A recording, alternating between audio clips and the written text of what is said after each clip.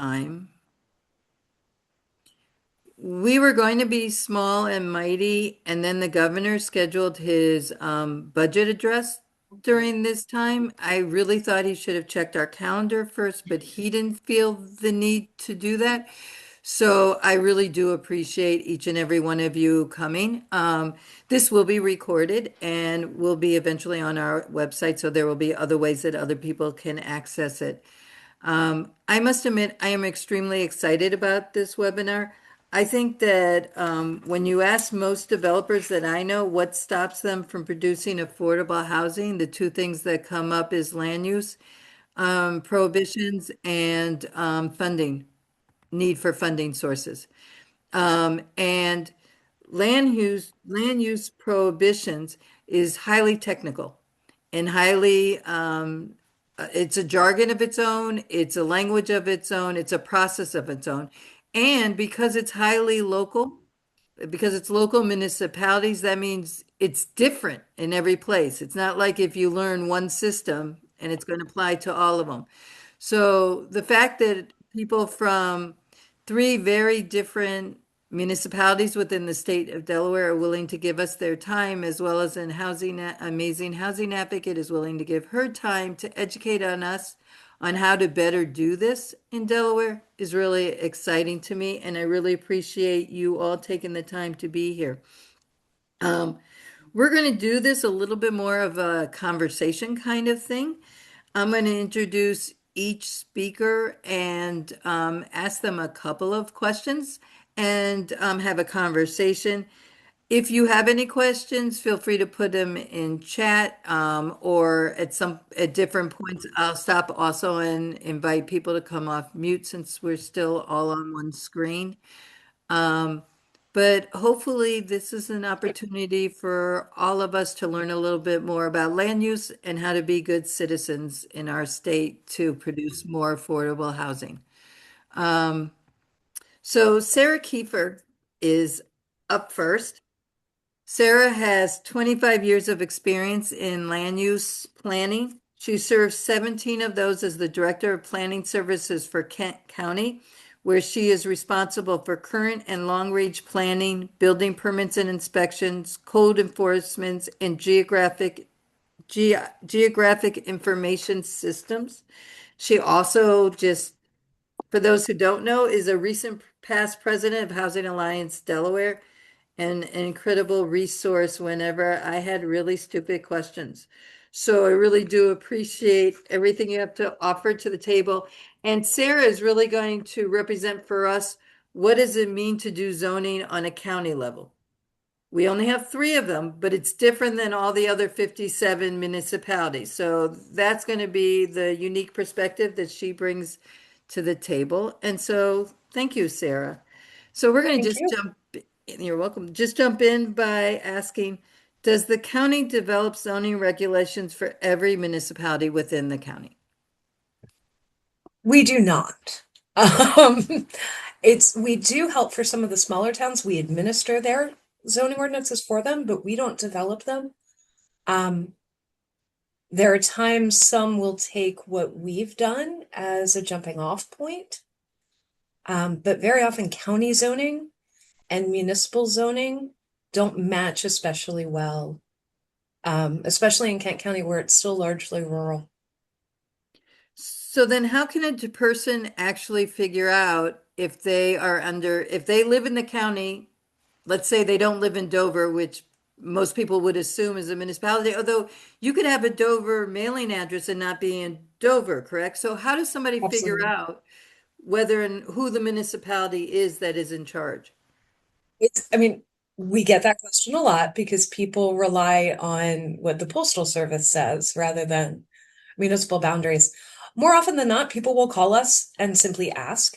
Um, we also maintain a digital map on our website that you can search for your property and it will tell you everything about it, including whether you're in a town or in the unincorporated area. Nice. When your turn is done, do you mind putting that digital map link in the chat for people? Sure. That'd be great. Thank you. So One of the things that has been really interesting for me as I learn all about this is that there is a there are multiple processes even within the same municipalities to get from what's called greenfield, no development on the land at all, to either single family unattached homes or multifamily rental developments. And so Sarah was wondering if you could explain the difference within the county perspective and Kent. Sure. For most subdivisions, right, where you're subdividing a farm out to single family lots, it's it's a relatively simple process in that the plan goes to our planning commission for a public hearing. That's when testimony is welcomed by all. And a week later, the planning commission makes a decision on that subdivision. In general, the result is approval, perhaps with some additional conditions to address any concerns they may have heard. By law, they can't deny it if it's compliant. So that hearing is typically where support or concerns are voiced. That's when the developer effectively has the entitlement to subdivide. Then it takes roughly 2 years to do all the engineering and get all the state construction approvals. Then you get final plan and then you can build. For multifamily in the county, there are two paths. In one zoning district, a residential district, it's multifamily is permitted as a matter of right. And what that means is the legislative body doesn't weigh in on it. And there is no public hearing. When it's permitted by right, at that point, it's simply a site plan that also goes to the planning commission, but no hearing. In a commercial zone, it ends up being what's called a conditional use approval. And that's again, public hearing, both with our planning commission and our elected officials. Can you explain conditional use? Sure. And it's important to note that even if some of us use the same terms, they are not the same in every jurisdiction. So what I say about conditional use in Kent County does not apply to Sussex. It's completely different there.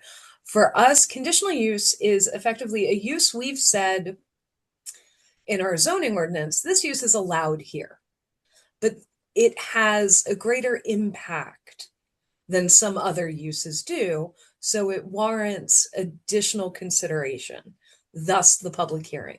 They also typically in our zoning ordinance will have specific conditions attached to them. Like if you're going to do an apartment complex, there will also be a list of conditions attached to that apartment complex you have to meet. Does that help? It does help. If Okay. I wanted to build something in Kent County and didn't want to be wanted just to have it approved by what's called by right approval with administrative approval some places without the conditional process, what makes that possible? To avoid the condition of potentially a public hearing.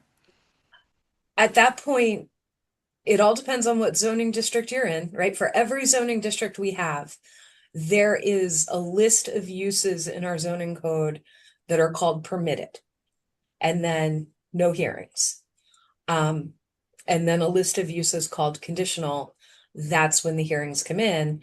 So for example, if you wanted to do multifamily in Kent County, you want to get, there's a specific residential zoning you want to have. And then the use is by right. Although a developer will tell you that by saying you have to rezone, we've created risk for you because that can be denied. Right. Thank you. So what is the difference between minor subdivision and major subdivision? Sure. Or A much. Minor subdivision is 5 or fewer lots being created, and that means it's reviewed entirely administratively. Um, which means it doesn't go to the planning commission or the elected officials. Staff planners approve those all the time. Major subdivision, anything more than 5, and anything including a public road, that automatically puts you into review with the planning commission. Cool. What kind of incentives or programs do you have that encourages affordable housing as defined by HUD, which is 80, you know this, but to make sure we're all on the same playing field, is that it's 80% and below AMI for rentals and 127 and below for home ownership. So far, our elected officials have not been in favor of creating specific programs. Although to their credit, as they've started to sort of slowly and gently address the issue of housing in the county, um, it's worth noting they've made accessory dwelling units permitted as a matter of right. So they're approved administratively.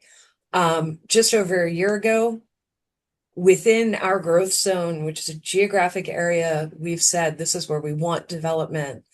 They increased density. They cut lot sizes in half. So minimum lot sizes are 5,000 square feet. They've permitted duplexes in all zoning districts in the growth zone. Um, Eliminated parking minimums, eliminated impervious cover limitations, all with the eye of just making it easier and reducing barriers. They continue to talk about other options, but there is not a consensus yet about what direction to go. Right. And would it be accurate to say that all those changes don't necessitate that it's affordable housing, but it makes it easier to be affordable housing? Which was the goal. I mean, Right, my elected officials asked me, how do we get more affordable housing? And my answer was, you need more housing. right, And we need to get out of the way of housing. right. So when housing advocates engage in the zoning process, what role do you see them playing? Do you see us playing? Sure. It is, and Sonia, you actually helped us with this. When we were looking at those ordinances to reduce some barriers, Housing Alliance came out, the home builders came out, lots of developers we work with. Um, so when ordinances are in front of elected officials and they start counting heads, it's great to have people there who support um, to come, because those are all public hearings and you get your chance to have your say. Um, if someone is interested in a specific jurisdiction, um, follow agendas, right? All the agendas for all the projects we do going to hearing are posted on our website. And not every housing advocate can follow every jurisdiction. That's impossible and unreasonable. Um, but sort of splitting up geographically and then monitoring and coming to those hearings. For us, it's at Planning Commission, everyone gets 5 minutes to speak. Our elected officials are a little looser unless the room is full, and then they will limit you. Fun fact, Sussex County, at least the one I went to, doesn't have a time limit. Um, makes it a Sonia, I see a question in the chat from Judith. thank you. What applies to tiny housing and planning? We make no distinction. Make no distinction between tiny homes A house is a house for us. so it would be considered like a single unattached home, correct? Yeah. Right. Cool. I mean, I'll open it up for everybody to ask any questions that they don't want to type, but just want to speak in a second. But why don't you give us one example of one project in Kent that has been developed in the last 5 years that you're particularly proud of? And if that's when you want Susan to share your Yeah, slide, let me know. that'd be great if she could share. Go ahead, Susan. Thank you. And while she's getting the slides up, Michelle asked, that means there's no minimum square footage for a town home, for a tiny home? Nope. As long as it meets the building code standard, there is an appendix in the building code. So as long as it meets life safety, we have no opinion about what somebody builds. Cool. As I said earlier, Kent County is still very much a rural county. So we don't get a lot of multifamily at all. Most of that happens in Smyrna, Dover, and Milford. But in the last few years, we had the Reese Apartments, which is a LIHTC project, low-income housing tax credit. What's on the screen is the site plan for that. That's what goes to our planning commission. It's 2 apartment buildings plus a community building, total of 48 apartments on about 4.5 acres. And they chose the more difficult path. They decided to request a rezoning to a commercial district rather than a multifamily residential, and went through the conditional use process. So they actually added process to themselves. And they were successful in the rezoning in 2022. The conditional use was approved in 23. And then they just got their permit in September of 24. And if you go to the next slide, this is what it looks like a couple of weeks ago. So the buildings are up. I was just checking the inspections this morning.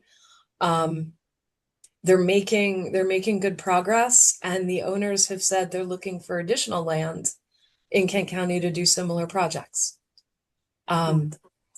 So that's like a 4-year process? Is that what you just Mhm. 4-year process? Yeah, roughly.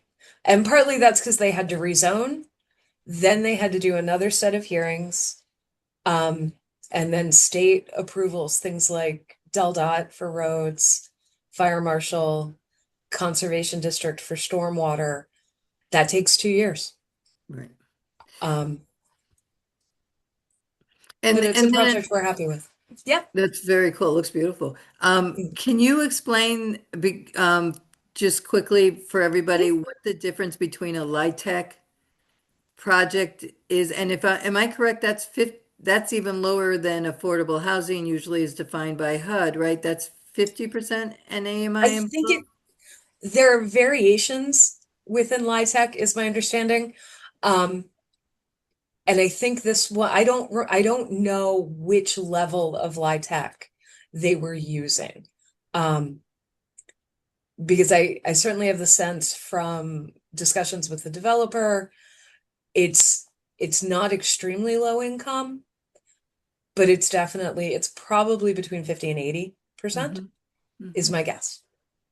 And LIHTC is an IRS benefit that it comes out of the IRS department.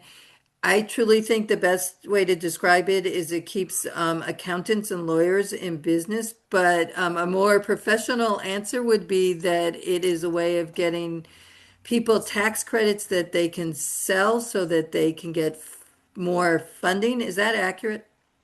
That's my understanding. I'm not an expert in LIHTC, and there are people on this call who are. Right. Right. Thank you. So thank you, Susan. You can stop sharing. Since we are still one screen, if somebody has any questions for Sarah, that was great. Feel free to come off mute and ask her before we move to our next municipality and speaker. Yeah, I actually have a question. So if I'm understanding everything you said correctly, that area around the Reese Apartments is rezoned to allow for mixed use development? That zoning district would allow for mixed use development. That's not what that project is, but the Mhm. zoning district would allow for it. Okay. Other questions? So, one of the things that I'm Judy Gregory. I was involved in entities selling their tax credits when I was doing things for Camp Arrowhead and Memorial House down on Rehoboth Bay. So, but my question is, how, and when we're talking about affordable housing, do people, when they set up these apartments, etc., think about public transportation? Or do they put them in a place where cars only are going to be needed? And I think about people being stuck and not being able to get to where they need to get to work or the doctor or whatever. And I just wonder if that's part of anybody's discussion. And you may not have an answer, so I can't speak to a developer's thinking, but certainly when we look at a rezoning to a higher intensity use, when we know it's going to be used for multifamily, we certainly look at it. Because we don't want to put most especially affordable housing in a place where people end up stranded. So it's certainly something we look at when we look at zoning. And one of the reminders that some of our nonprofit developers remind me, and especially the habitats, and is that not all affordable housing are for people who don't have reliable transportation. There are people who need affordable housing, low-income housing that do have reliable cars and transportation. So it's not quite one size fits all, but environmentally, it would be nice. This is a Sonia footnote. This would be another webinar on how the benefits of taking care of our environment and public transportation and affordable housing all fit together, because they do. Other questions for Sarah before we turn our focus? I just placed the Reese link there, and you can see that they have 80% affordable, 20% market rate, and they cap it at 80% AMI. Perfect. Thank you. And also Sarah put the county map that she had referenced earlier in the chat. So thank you both. All right. So why don't we turn to Renee, and we'll definitely have Q&A at the end for people when this all starts to be a bigger picture. Renee is going to represent cities that are big enough, municipalities that are big enough to have their own city planner. Not all municipalities have their own city planner, but Renee's Newark, dun dun dun dun dun, Newark does. And Renee Bensley has started there as the city secretary, March 2013, and then was promoted to deputy director of planning and development in 22. Took on the role of director of planning and development about 6 months later, and as the director of planning and development, Renee manages land use, code enforcement, and parking division. The land use development in the city includes the comprehensive development plan, processing land use development application and permits, managing the city's community development block grant and revenue sharing funds, and ensuring the public is able to participate in the development process. So thank you, Renee, for joining us and talking about Newark's situation within the state. And since you are in a different county than obviously Kent, Newark is in Newcastle County. If at any point it seems relevant to what you're talking about, to also bring in the perspective of how Newark and Newcastle might differ from what you heard Sarah describe, feel free. But let's start at the beginning. How does a person, I'll ask you the same question, but how should a person determine if their land is actually under Newark's purview in Newark's municipality?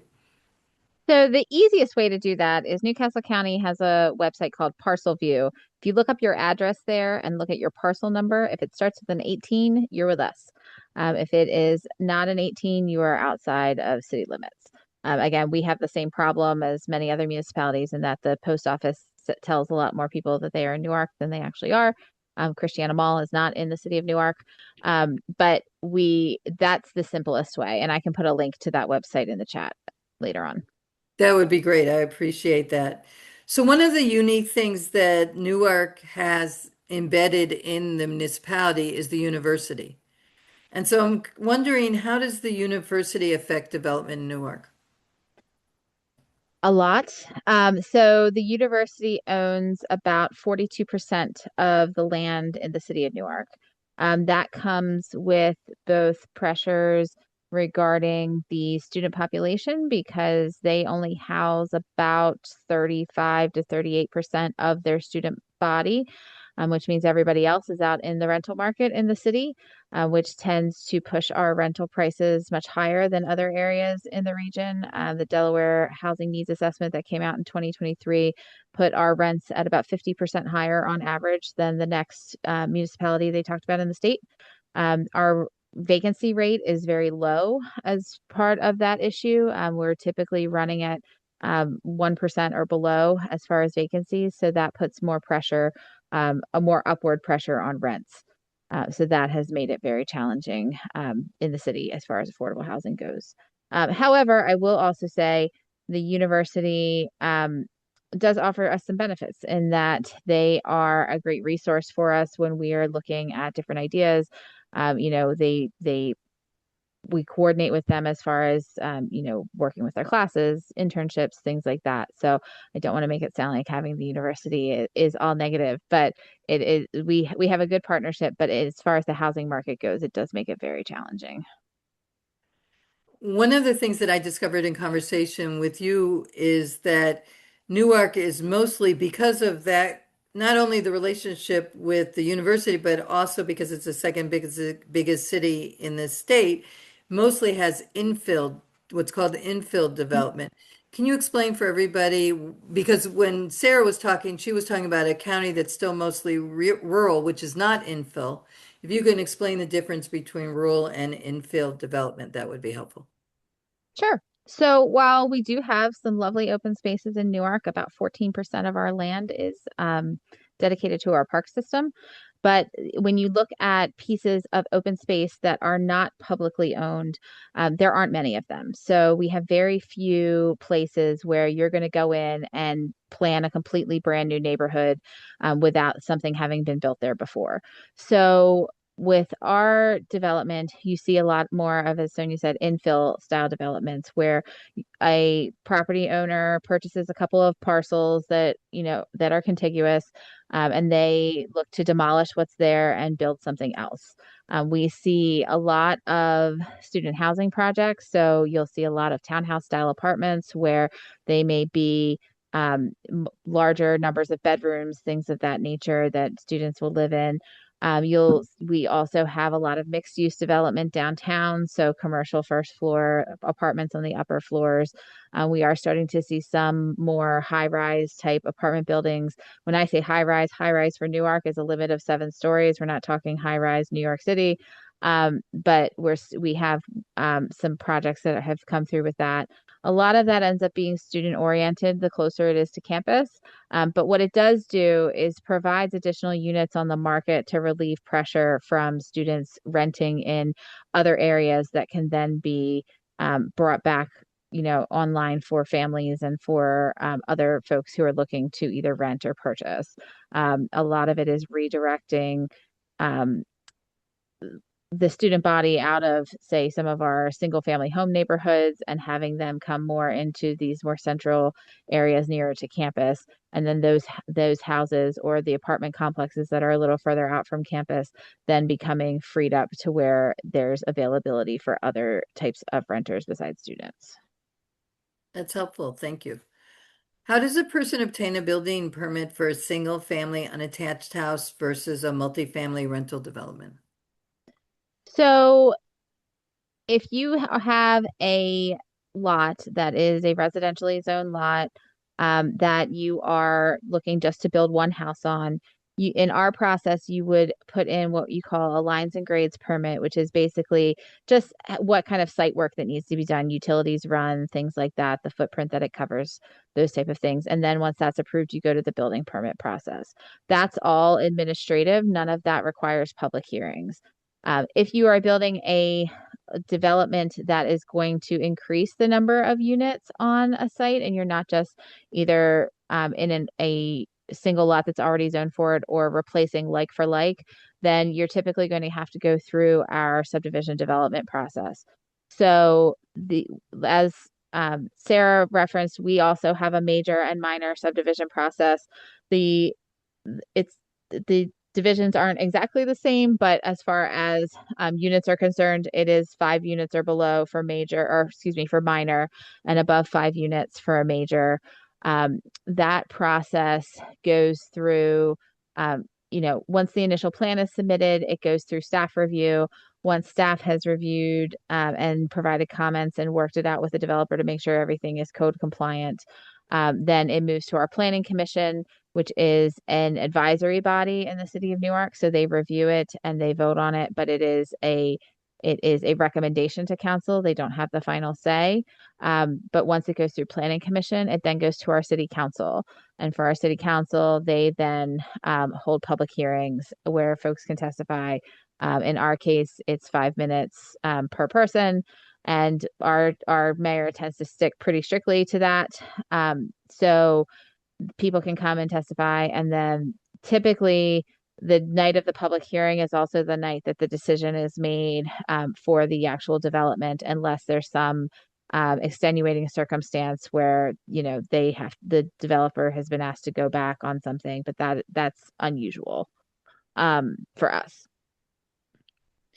So one of the things, and I forgot to ask Sarah this, but one of the things that I found interesting is I've started to advocate in different municipalities across the state. Some municipalities require you to state where you live, in as much as your address, not just where you live. So it would be interesting just for advocates to hear from the two of you just quickly. What is it that an advocate has to do as part of their introduction before they even get to the topic?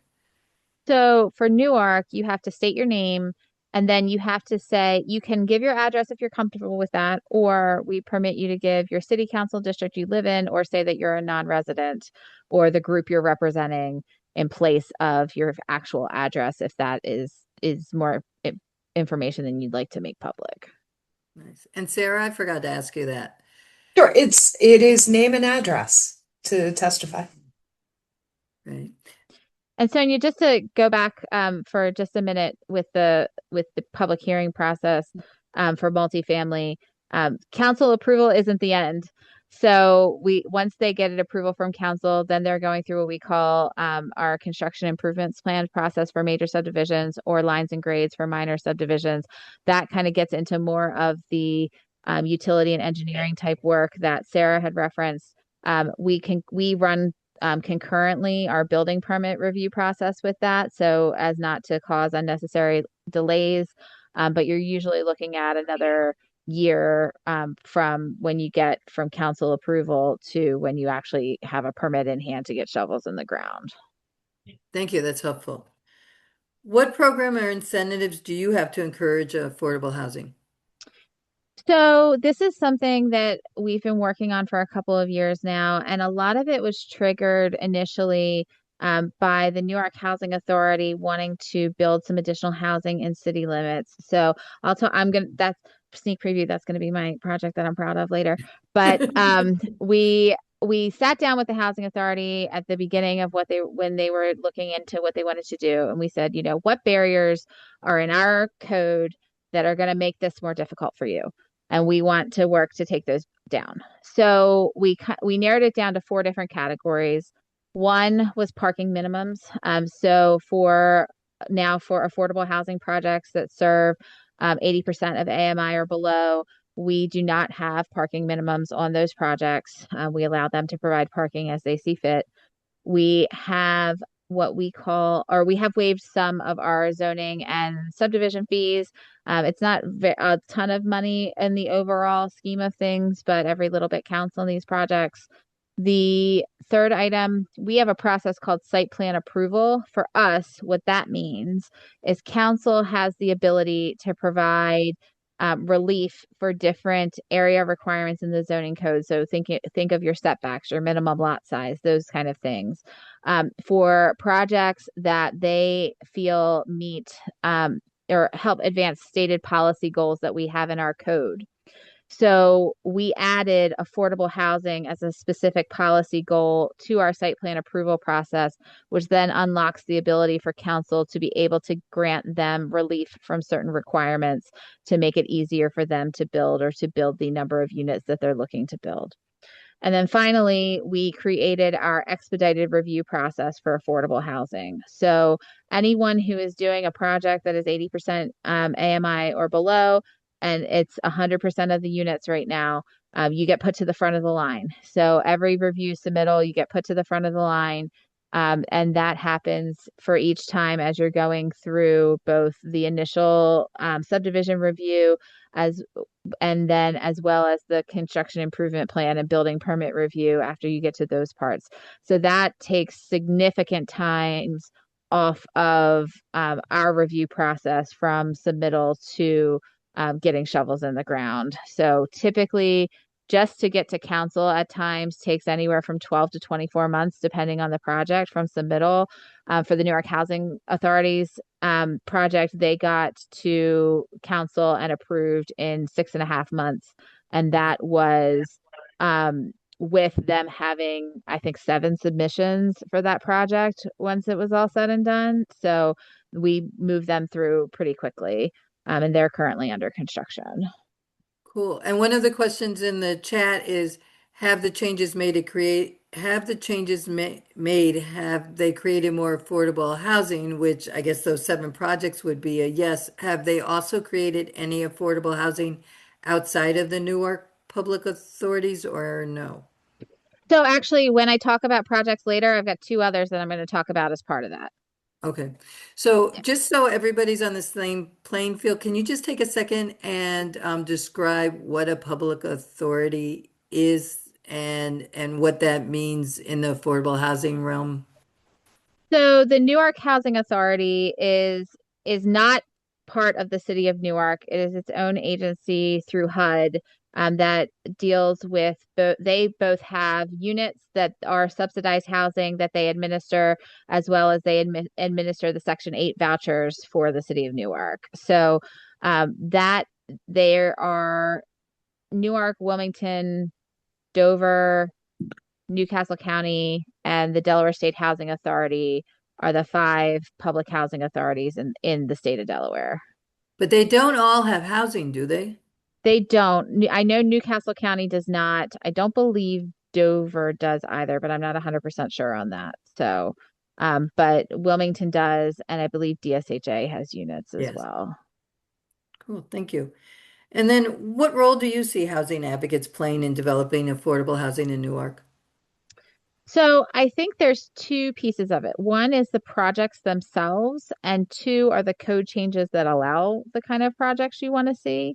So for the projects themselves, obviously, as Sarah said, if you can get people in support to come out, then that's helpful. I will say, if you have people in your network that live in the town that the project is located, get those people out first, because those are going to be, the closer you live to the project, the more weight that is going to be put on that testimony by the elected body.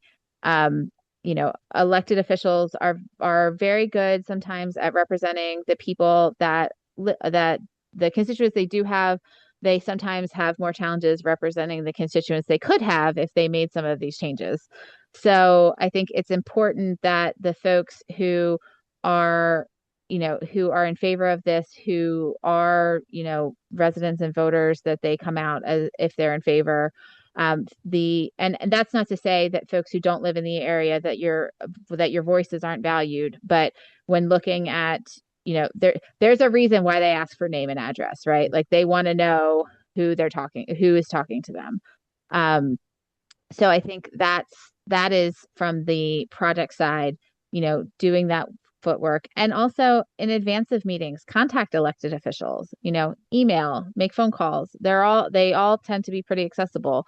One of the things about Delaware, we're small. We're used to seeing our elected officials out and about. So, contact those elected officials ahead of time to let them know what you think about the project. You also, if you're not able to come in person, we accept public comment via email, via, If you want to mail a letter in advance, anything like that, that you have that is then read into the record. We also have hybrid capabilities for all of our meetings. So if you can't attend in person, you can attend online and you can give public comment that way as well. Now, on the other side of it, as far as the zoning code changes, a lot of the challenges around building affordable housing, as Sarah mentioned, is, we have things in our codes that just make it more difficult, right? Like the lot sizes are too big, or they don't allow more than one unit per lot, or they have setbacks that make it hard to build out to the maximum density, or lot coverage issues that make it hard to build out to the maximum density for the property. So when you see things like that are on agendas for discussion, that's something that you may want to take a harder look at and look at potentially coming to the hearing to talk about your support for those changes to be able to build more housing. I think one of the challenges is, in Newark in particular, is the development community gets a bad rap sometimes because, a lot of our projects tend to be student oriented, and people, get annoyed with that. But they're providing a need that if none of these student oriented projects were built, then the students aren't going away because we don't build housing for them. So that makes the problem even worse.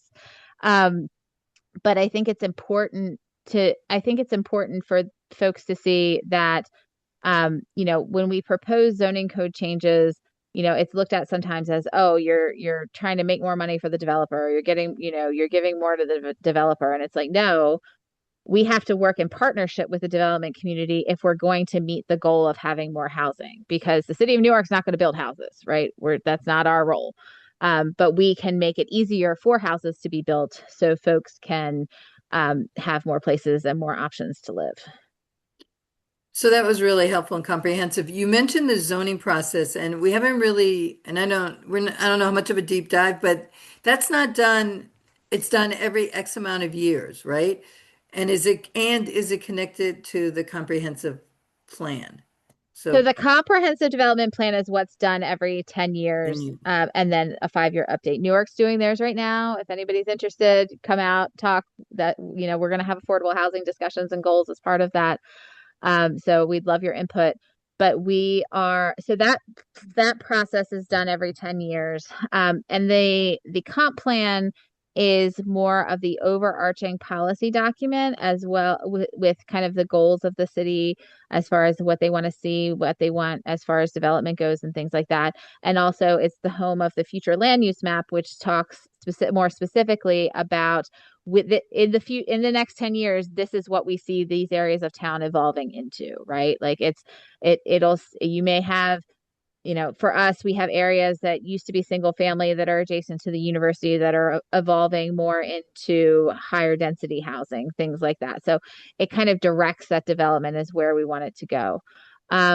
The zoning code are the laws and regulations that implement what we say we want in the comprehensive development plan, as well as how we want our town to be built out. So that is, while the comp plan is more of the 5,000-foot view of what we want in the city, the zoning code gets into the technical restrictions around what we're going to do for development and what uses we're going to allow in which places.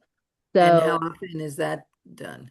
that's done basically as needed. It's rarely overhauled in its entirety, but we will amend it as we go along. I will say Newark is going to be participating in the DSHA program for promoting affordable housing that was funded through Senate Joint Resolution 8, where we get a consultant from the state to work with us on amending our zoning code for affordable housing efforts. I would say those are things that, particularly for the municipalities and county that are participating, keep an eye on those agendas, because we'll be bringing things throughout 2026 to look at our zoning codes and how we can make them more friendly for affordable housing. Cool. So why don't you share your screen with the projects that you're proud of? Sure thing. And I do see in the chat there's some questions already for Charles from Seaford, but we're going to wait till we get to Charles from Seaford before we Okay. ask them. All right. share and share. Oh, oh, it's good. There we go. Can you guys see the full Upcoming slide? Newark affordable Yep. housing projects. Okay. So, first up is George Reed Village, which is the Newark Housing Authority owned project that I was talking about. It's going to be 72 units total. They are constructing this on the location of their former, or I should say, the location where their office was on Main Street, and it extends back into the George Reed Village neighborhood behind that, behind where their office was. So formerly there were some garden apartments there. They were starting to get pretty run down. And the office was a small building that fronted Main Street. Now it is going to, there's going to be two phases of the project. The first phase is what you see on the screen. That's going to be a 5-story mixed use building. First floor is going to be for the Housing Authority offices, as well as offices for some nonprofit wraparound services for the residents.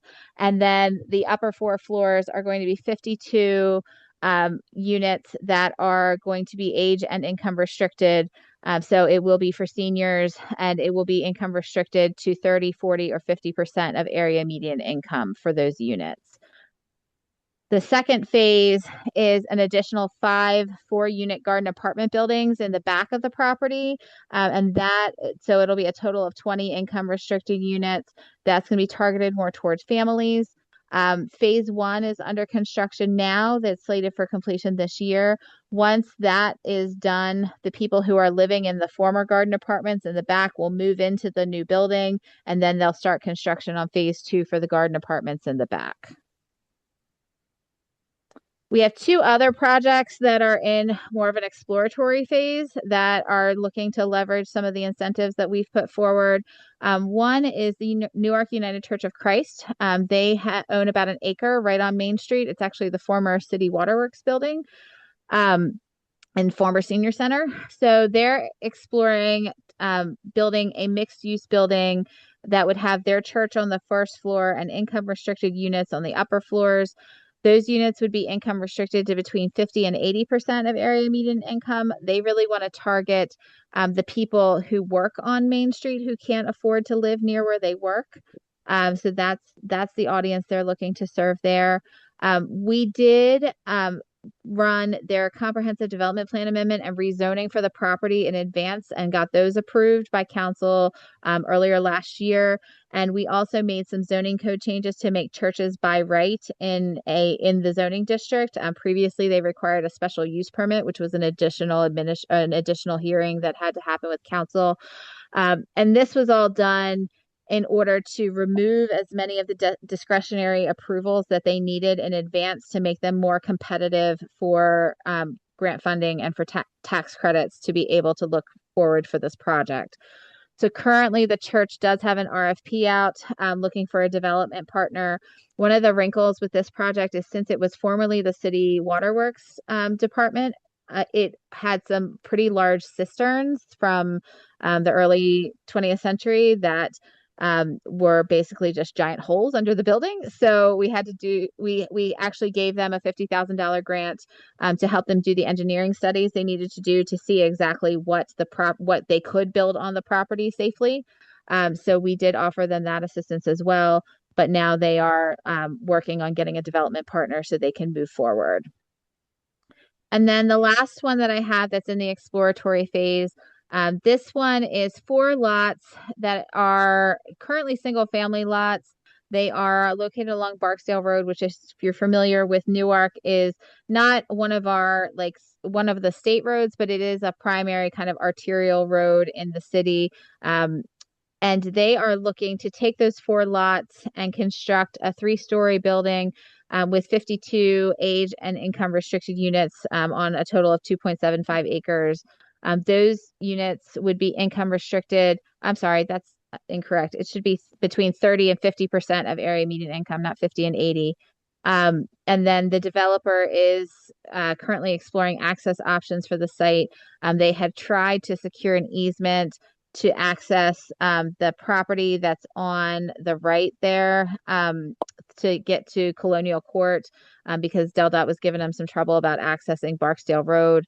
because it's pretty close to an intersection, but they were not able to access that easement. So they are looking at their options for DelDOT to be able to um, use the property for what they want it for.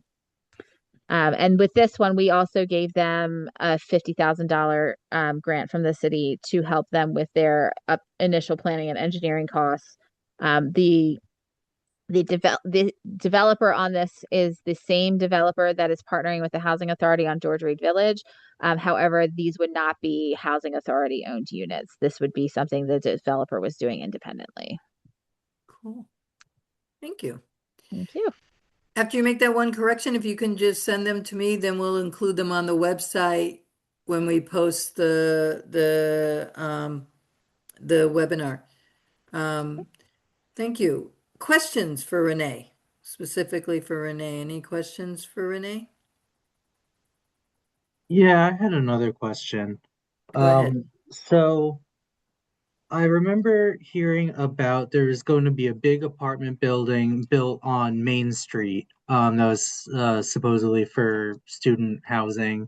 And one of the big issues was about like traffic control around Main Street and things. But considering that and that UD kind of owns a lot around Newark, how does the city kind of navigate the conflicting interests between the city and the university? Might be a different kind of question. This might be better for somewhere else, but That's okay. So when you talk about big apartment buildings on Main Street, we've had a couple go up. So that's or are in the process of going up. So that could mean a lot of different projects. But what I would say as far as traffic is concerned, obviously some of you may have heard about the two traffic fatalities that we had last year on Main Street. So pedestrian safety has been something that we have been working very hard on in the last year. We have done some we have a short, medium, and long-term implementation plan as far as the items we're trying to do with that. The short-term plan items were implemented at the beginning of this academic year, so that if you see some additional stop signs on Main Street, you get some additional rumble strips to slow you down, some additional light timing to get things slowed down. Because in both of the cases with the fatalities, it was someone who was fleeing from police, and they were able to get up to a high rate of speed before they struck the pedestrians. So a big part of our focus has been how can we slow down traffic overall to make sure people can't get up to those rates of speed that cause that issue. But as far as the conflicting concerns of the city and the university, I think a lot of times they don't conflict as much as people think they do. There tends to be a narrative that there's a very adversarial relationship between the city and the university, and I don't find that necessarily to be the case, at least from the administrative side of things. We meet regularly with UD Planning to get updates on what they're trying to do and what they're not planning to do. We have members of the UD community who are on our steering committee for our comprehensive development plan, so we can make sure we incorporate, what the plans are for the university when we are thinking about what the plans for the city are. There's a lot of different levels of partnership between the two groups. I think where people see more or feel there's more conflict, a lot of that stems from two things. One is student houses in single family neighborhoods where people feel like their neighborhood is being disturbed by parties and things like that. And two, where people feel like our Main Street has become more student oriented and more oriented to their needs, as opposed to, having a better mix of businesses that would attract more full-time residents down. So, we're working on both of those pain points, and it's a process, but it's something that, we can't accomplish without the university's partnership. Newark has a very symbiotic relationship with the University of Delaware, especially since Chrysler has closed. They're our big industry, right? Like the university is the biggest job generator in our city. So we have to we have to work together one way or another. So we try to make that relationship as positive as possible. We obviously also have the new University of Delaware president coming in. She's had some different views around offering student housing on campus than the previous administration had had. So we are also looking to see what their proposals are to bring maybe some additional student housing on campus. There are pros and cons to that. One of the cons for us is that this everything on the university's campus is not taxable. So all of that property is removed from our tax base. So if they are housing students, then we are not getting any property tax off of that money. We're getting a reduced utility rate because they have their own electric service agreement that they pay less for electricity. So there's there's good points and bad points to developing housing on campus versus off campus. I hope I answered your question. Yeah, no, that was super interesting. Thank you. Other questions? Okay, well, thank you, Renee. Now we turn to Charles. So we were trying to get a diversity in location and also a diversity in kind of municipality. And Seaford is in Sussex, which we haven't talked about for the most part at all yet. But Seaford is also does not have an official office for a city manager. So it's a different kind of animal on how you interact with the zoning there. Charles began his career with the city of Seaford in 1990 in the city code department, and he's held many different positions over the 34 years. 2018, the city council promoted him to city manager, which is his current position, which includes direct supervision of the 6 departments of the city's operation, budgeting, compensation, project planning, finance, and personal management. So thank you, Charles, for being willing to join us. And for one of the things, and I'll talk a little bit more about this at the end for those who are able to stay on, but one of the things I emailed you was from all 60 municipalities who you would contact for more information about that particular location. And so in Seaford, because there's not a planning person, you would contact the town manager. So any community that has a town manager, that would be the person that you would be going to ask for more information.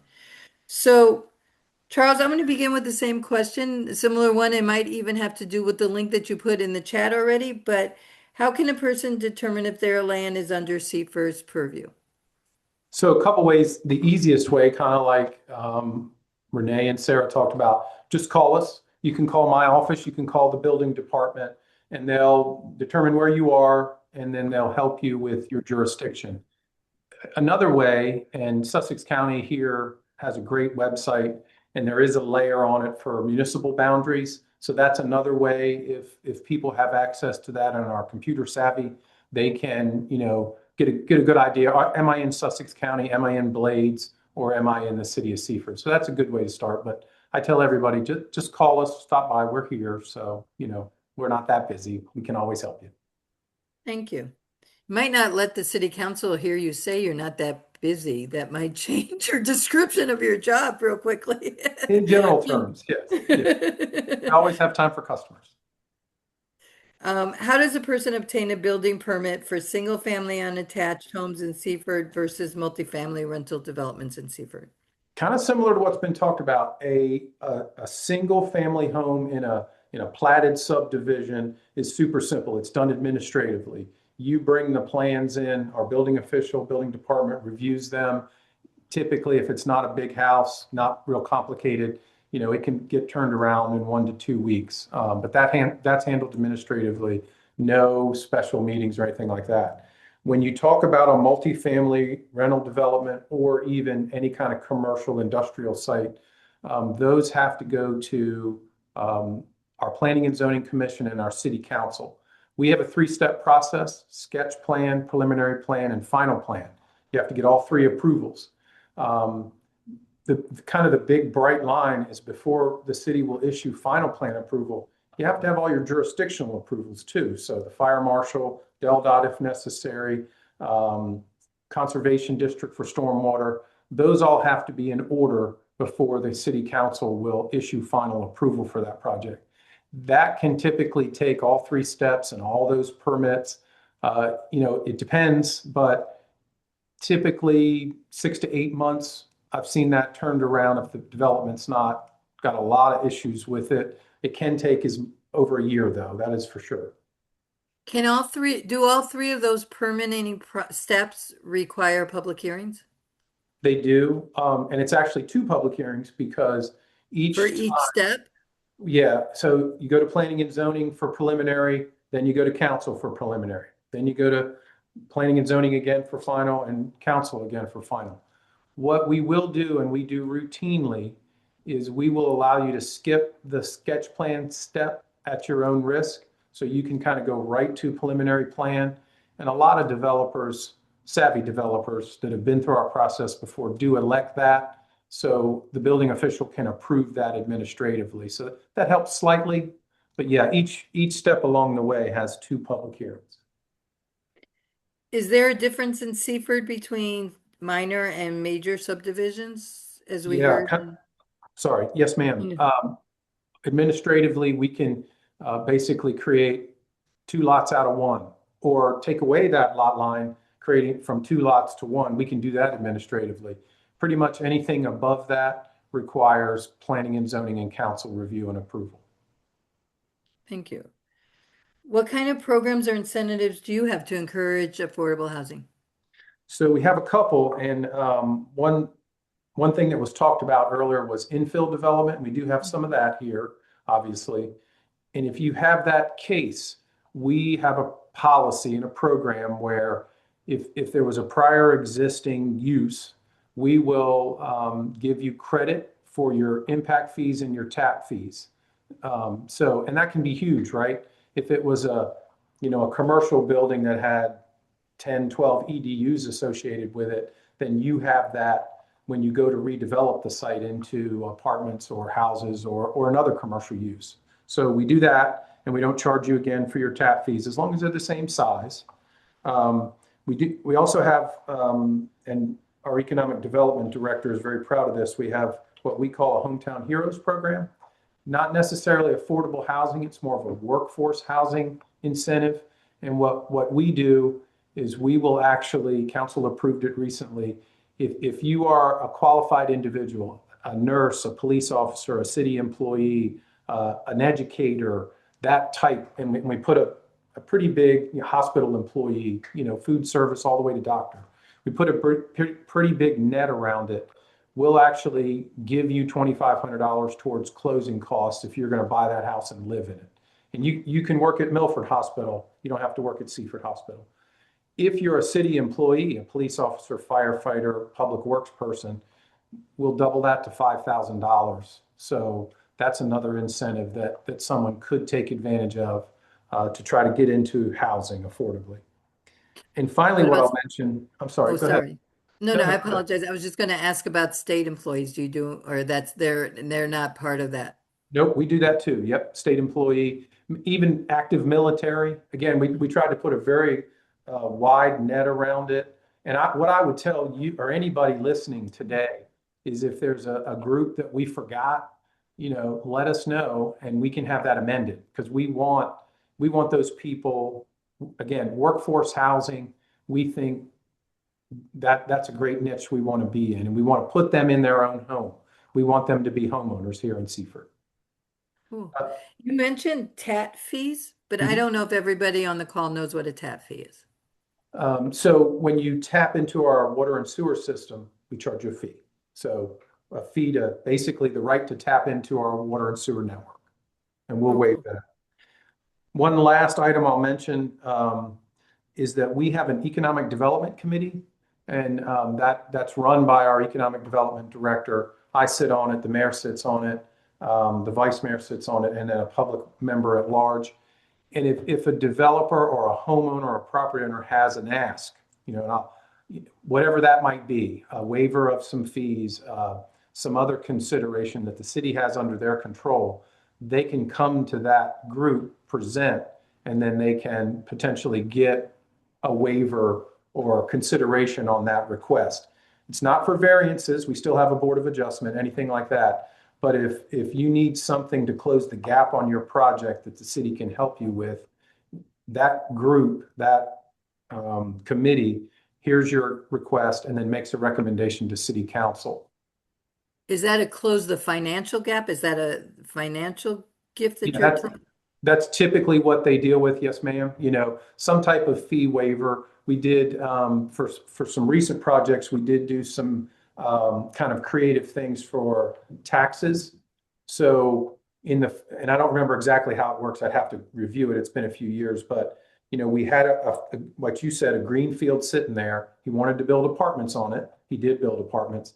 He asked for a sliding scale for the first 5 years of his, he'd build it and he would keep his taxes the same as there was no building there. And then every year his taxes increased 20% to the full assessed value. So they did agree to do that. And our finance department didn't really like that because it's hard to manage. But things like that, or kind of those one-off creative asks, we'll kind of marshal them to that, and you know, that's your venue to ask. cool. What role do you see housing advocates playing in developing affordable housing in Seaford? I mean, it's very similar to what Renee and Sarah said. You know,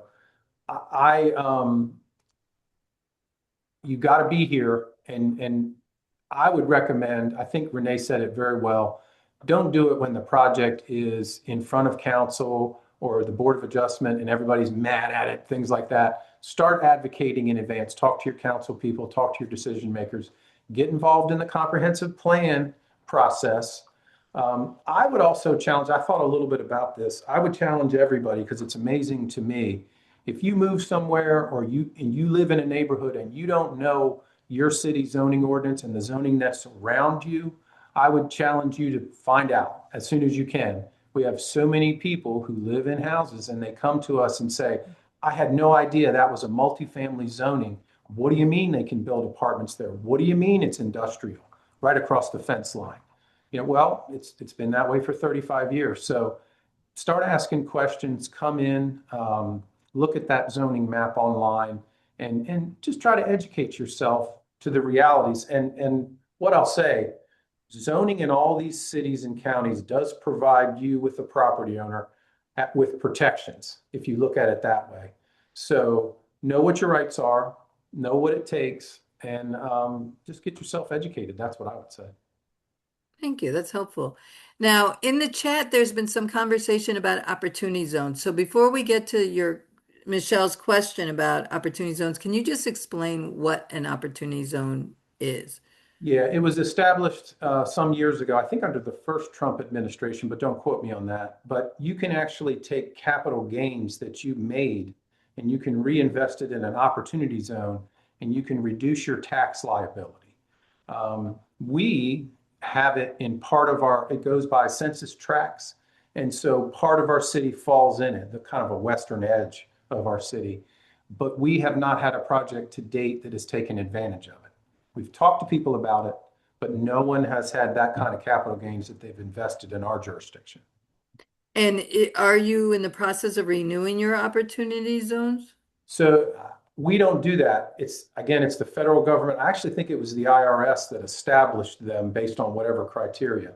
So we had no input in that. It was just basically, you know, unfolded from the federal government. Cool. Thank you. So I think now is probably where you want to share with us the projects you're proud of, and share. Should we run your slides? That'd be great. Good. Thank you, Susan. Susan, you're going to do that for me? Mm-hmm. Thank you. Or at least I hope she is. I answered for her. That was rude. I apologize, Susan. You're on mute, Susan. There you are.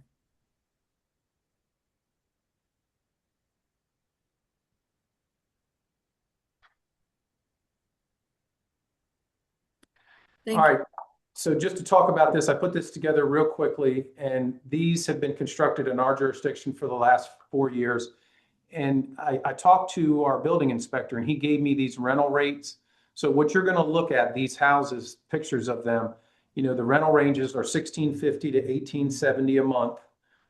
And the sales prices, again, this is over the last 4 years. So, they range from 205 to 210. So that gives you, to me, that's affordable housing. I'm not real positive, but, I guess if you go to the next slide, we'll start talking about, well, what do you get for that? So this is one site, and it's outlined in blue there, that was developed with this style of housing. This is clearly infill development. I heard somebody ask about, transportation network, walkable, bikeable communities. This is just off Stein Highway, the major east-west corridor through the city of Seaford. A lot of commercial within walking distance, restaurants. The post office is not that far away. So it's in a very walkable location. You don't necessarily need a car to live here, but that just gives you a little background about kind of the location there. If you go to the next slide. So what they did, they took that green field and they subdivided it into these lots. And I gave you the square footages there, 6,000 square feet plus or minus. Each lot's 40 foot wide. This meets our R2 zoning requirements. That's our medium density residential. So our minimum lot size is 4,500 square feet, 35 foot wide. So in that zone, you can get up to 10 dwelling units per acre.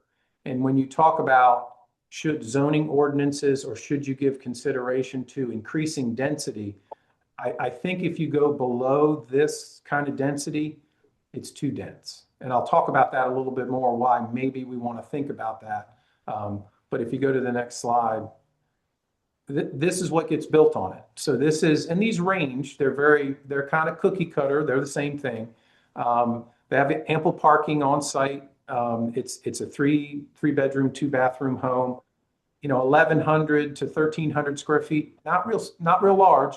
These are definitely not tiny homes. But that's the product. I think I got another slide of another one that was done.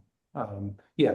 So this one was done kind of a similar way, different developer, but same playbook, very affordable. And I'll tell you what's amazing to me, the difference between a rental unit. These are all owner occupied in this specific picture here. Yards are well maintained. You don't see any trash. The cars are properly parked. These people have pride in ownership, and they were able to get into these houses pretty affordably. So I think they're nice looking. If you go to the next slide for me. This is one that was kind of stuck in as well. This one's super small, but again, after the developer built it, the guy came in and put the white picket fence and he landscaped it real nice. So again, it's amazing the pride in ownership when they go from being a renter or living in an apartment to having their own property. So next slide. This is one as well, another exact, they didn't subdivide this. This was a house, actually, believe it or not, the city condemned the old house, tore it down, and then the developer bought it at sheriff's sale and then built this on it. Again, well maintained, turned out very nice, good off-street parking. All right, can you go to the next slide, please? So we talked about incentives and the tap fee waivers. One thing that we talked about in planning for this is, what could advocates do, or what changes could we make? And, the state revolving fund should consider increasing principal forgiveness for projects that are targeted for affordable housing. If we can reduce water and sewer costs in our communities, cities, I think that would help developers be able to put a product in to the market that's a little cheaper. So rather than maybe it's not always increasing density that is the way to get to this. Maybe there's some other things to do. I think Renee talked about this, give priority of review and approval by state agencies, DelDOT, Fire Marshal Conservation District, Delaware State Housing Authority. Give these affordable housing projects priority and get them through the queue, and because time is money as well. So if you go to the last slide, I think. Just some other considerations when we looked at this. These newer homes that are built, they took the place in most cases of older homes that were not well maintained and dilapidated. And when they're built to new modern energy and fire codes, the electric bills and the insurance rates are much lower for the occupants. So many times we see big older homes with people in them that get $700, $800 $900 electric bills, and they cannot pay them. These little houses that are built are energy efficient, $150 a month electric, and that you can't afford that. Increased density can lead to limited parking availability in our urban areas, and this can create real conflict with existing uses. And that's one of the things that has happened to us. Some of these things got in without adequate parking and things like that. And then the neighborhood was really affected. And then they came out and started really complaining about it. And it's the little things that matter to make them fit into your neighborhood. So I would encourage everybody to think about that. Everybody now has more than one car. Even single people have 2 cars now, it seems. And then just another thought, increased housing density can reduce open space amenities. They have limited backyards, and this can contribute to less healthy citizens, and it certainly increases the need for access to walkable parks and recreation facilities. So be thinking about that too. You can increase the density, but we have to have places for our children to play and our adults to get away and relax. We really got to have those amenities in our cities and towns. I think that was all I had. Thank you, guys.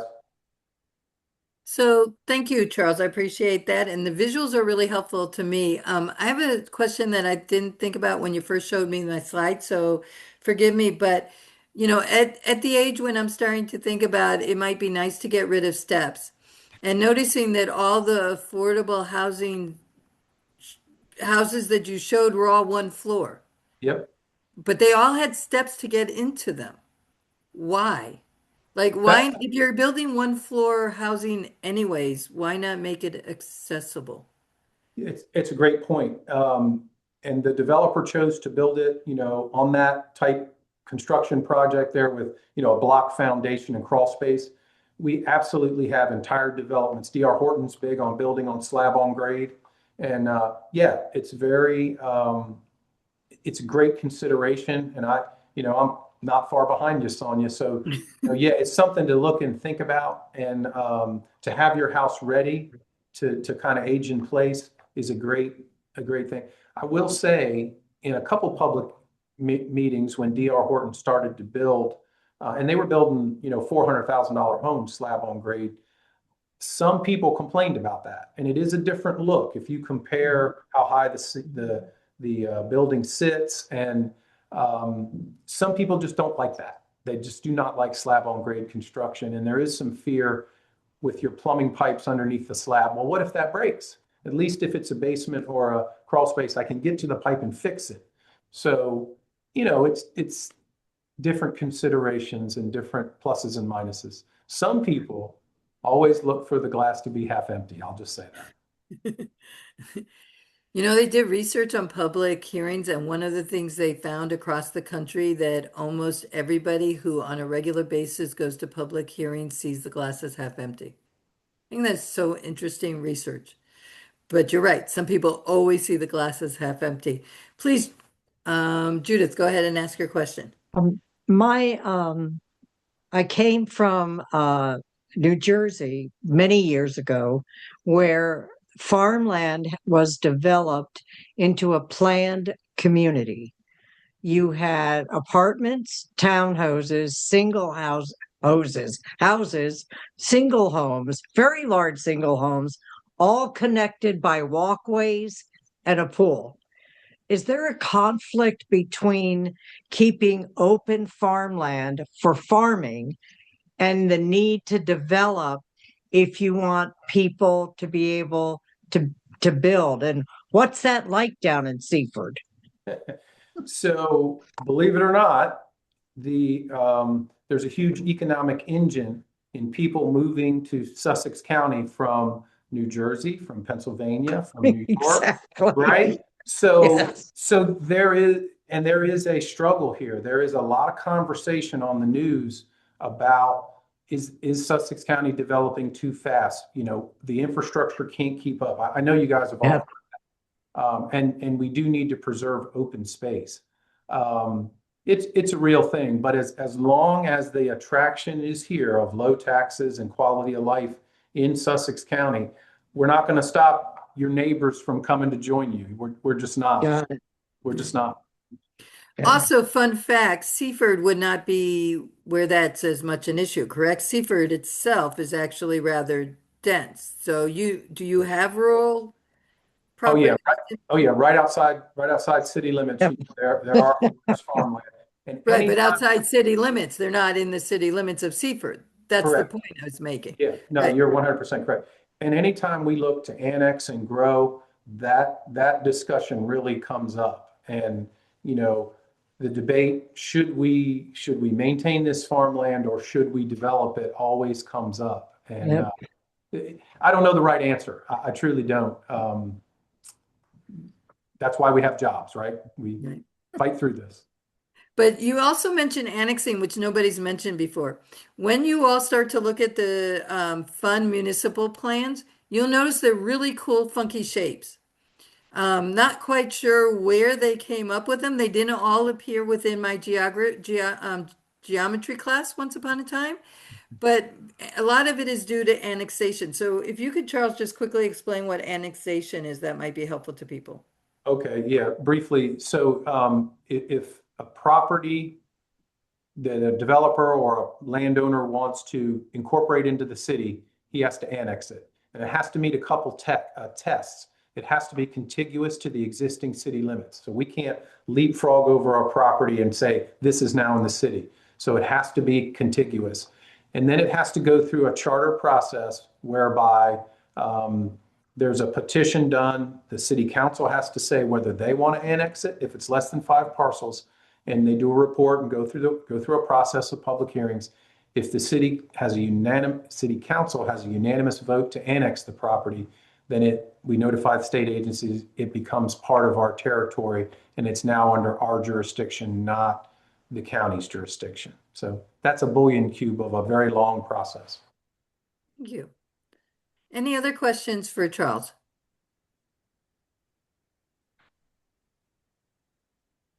Well, thank you very much. I appreciate it. We have one more presenter, and I really appreciate you all sticking in. I know 2-hour webinars can be long, but there was just so much information and diversity within the state. We didn't want to leave anybody out, so really appreciate it.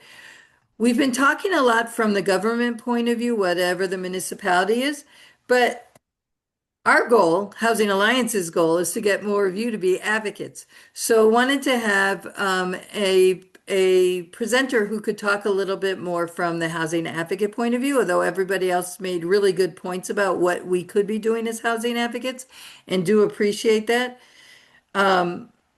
Tish has, or Patricia Galu, has lived in 5 states where she's witnessed a lack of affordable housing, but the 2 states in which she lived in with the worst affordable housing situations, or the biggest crisis, were North Carolina and Delaware. She has spent years here advocating for better and more affordable housing, both workforce and housing for homeless folk. And that's something we did not get into today. That's almost a whole nother webinar in of itself. For housing for people who are chronically homeless, living off the streets is a complicated process if you didn't think this process was complicated. Although getting the housing is often subject to the same kind of rules and obstacles as affordable housing would be. And she's in Sussex County, Delaware. Her goal was to work within the county council with the League of Women Voters to change the perception of workforce housing and to work within the comprehensive plan that we heard about earlier to prepare ordinance that would foster innovative housing options. That's how she got introduced to the Sussex Housing Group, which is where she met and works with Susan Davis, who works in Sussex and staffs the Sussex Housing Group, and been working years for promote better and more affordable housing for people. And so she's also, I want to say, because it's also how we often work with you, she is also the president of St. Vincent de Paul, the Wilmington Diocese, which covers all of Delaware and part of Maryland. So I really appreciate you giving a very different perspective to the affordable housing land use discussion. So I wanted to start with, in Delaware, what has been the most satisfying part of advocating for more affordable housing for you? I'll say first, though, the 3 presentations were excellent. I took numerous notes and noticed the similarities from what I've seen in Sussex County and the differences as well. Particularly Renee and Newark, there's some really innovative things there that I think that some of the other counties need to take a look at and how they're dealing with housing issues. The most satisfying thing to me, I think, was being involved in the 2018 comprehensive plan and spending an inordinate amount of time in not only studying it, but looking at recommendations and providing, as Sussex County, as the Sussex Housing Group did, some significant changes to which were in the comprehensive plan to something that we thought was an extremely valuable and workable plan. However, not as many of the proposals that we had recommended have been implemented. They are in the comprehensive plan, but have not been implemented over the last almost 10 years. So there's the beginning of a new plan that will be starting soon that I'm looking forward to. Nice. So what do you wish somebody had told you when you first started advocating for affordable housing that you had to learn the hard way? Um, every area where I have made comments, where I have spoken about a development that I thought was important or looking at a particular plan, I now know to do some more research before I end up speaking there. But I also have learned that don't hesitate to speak. You sit there and say, am I really qualified to be speaking on this issue? Yeah, you are. If you live here, you are. Even if I don't live I live as part of the county, but I live in my own municipality. So I've had to learn what's going on within my municipality and how they function. But my voice in the county is just as valuable as anybody else's voice. Thank you. And what makes advocating for more affordable housing challenging? We heard about all the different rules, all the regulations, all the different ways that each municipality or area within Delaware, it's different each place that you go. And the challenge is to see what you can learn or what group that you can become associated with, that you can get involved and understand what is needed, where it's needed, and what will it take in order to develop it. And I'll give an example, and I've spoken in Sussex County numerous times about affordable housing. We've had a hard time getting much of it developed, but we have had some successes. But I also spoke recently in Georgetown about tiny living houses because I have experience with St. Vincent de Paul all over Delaware. I was as accepted there as I was in speaking in the county or speaking in another area. So I don't hesitate now to do that based on going to meetings, listening to other people, understanding what the issues are and what's important for the particular area that I'm speaking in. Very cool. You mentioned that, I don't know if this is the same, if you have a different project in mind in answer to the question, or if it was the comp plan development for Sussex County, but the question was, can you give an example of one project that you advocated for that was developed? So I guess that wouldn't be the same one, or is currently being developed that you're proud of? Well, I was happy that Belle Meade was approved because it did provide 15%. It had started at 10%, and now it's 15% affordable housing. And I think it was because of the comments, because of the expression of the need that changed from a 10% to a 15%. Very happy about that. But there are also pockets of things that have been brought up by county council where I have advocated for a number of times that I have not seen put in development, and I'm having a hard time understanding why. But I'm enthused with more participation that I've seen at county council meetings and at planning and zoning. It's a very different ballgame between planning and zoning and county council meetings in Sussex. I was very interested in how Newark functions and their development because they're looking at their development committee or group that she's part of. That is really fascinating to see that they have a whole group of people that are really looking at development. How do we develop this well to meet the needs of our community? I think that that's something that we should bring up in conversations in Sussex County. I know I have been actually and spoken in Kent County years ago. Sarah, I think it was I think you were there when I spoke. And I think that we have a much better group of people in your positions than ever before that really listen to what's going on. And I think you all have been extremely helpful in beginning to get the county councils, which change every so many years, to actually take a look at what's the need within the area of your jurisdiction. And I think that's key because I think that up until now, they have looked at more of what are the people coming in versus the workforce housing that I see desperately is needed within Delaware. Thank you. Other questions for Tish? Any other questions for Tish?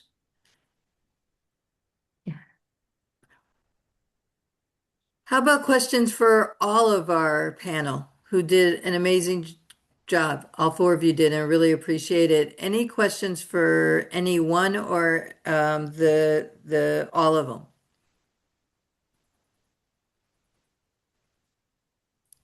You guys are too easy.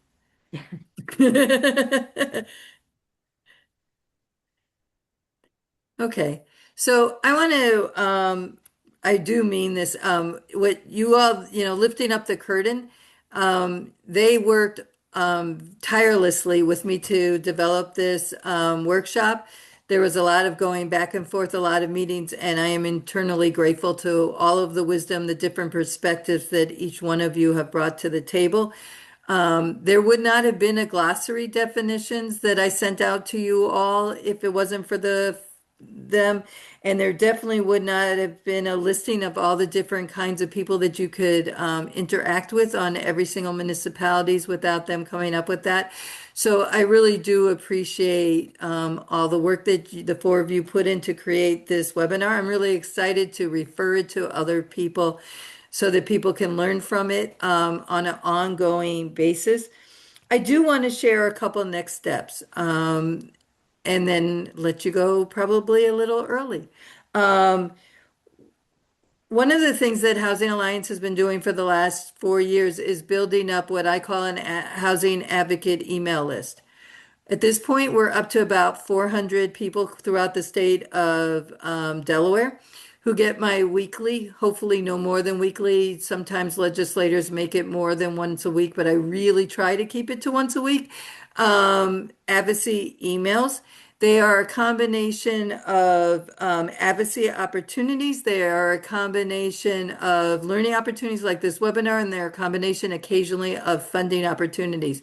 If you don't already get my email, Susan, if you don't mind putting in the chat the link to becoming a housing advocate, please feel free to sign up. I appreciate it. Oh, thank you. That's very nice of you, Michelle. So that's the one thing. But the thing is that it is often state advocacy, sometimes federal advocacy, because it's the easiest for me and Susan to monitor. As was mentioned earlier, there's 60 municipalities within Delaware. I don't have the capacity to monitor them all and do anything else in my job. I would love to have captains. You can find a different name for them, whatever you want.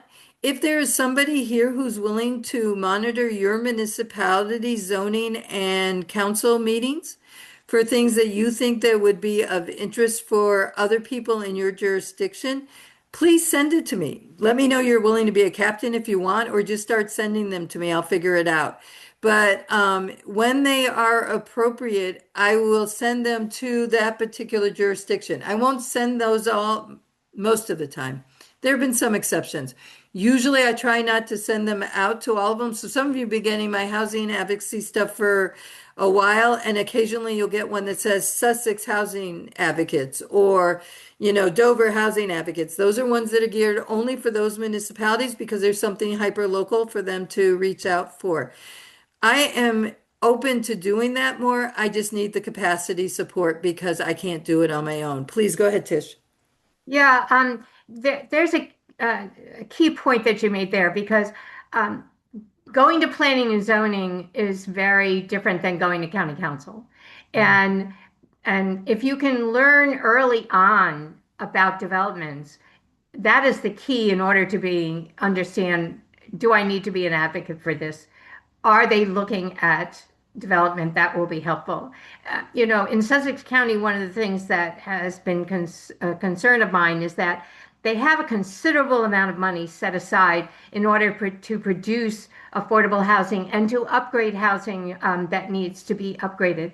But they have a very small department that is able to do that, even though they've been given a tremendous amount of funds in order to do that. So, on a Sussex County level, we need to advocate for that community development group to get more people in order to help more people within this area to get into affordable housing. Also, we talked about low-income housing tax credit communities. There's not enough of that that's happening within Delaware at all. And also, inclusionary zoning was not talked about to be in any municipality. And it's one of those things that could be helpful in order to, when you're building a development, have a portion of it that is affordable so that we're not isolating people in housing that is in low income housing, that we have it integrated within the other housing to make everybody better. Correct. So one of the things to note about LIHTC, we use all of the LIHTC projects that we have made available to us, but as a small state, the federal government limits the number that each state can get.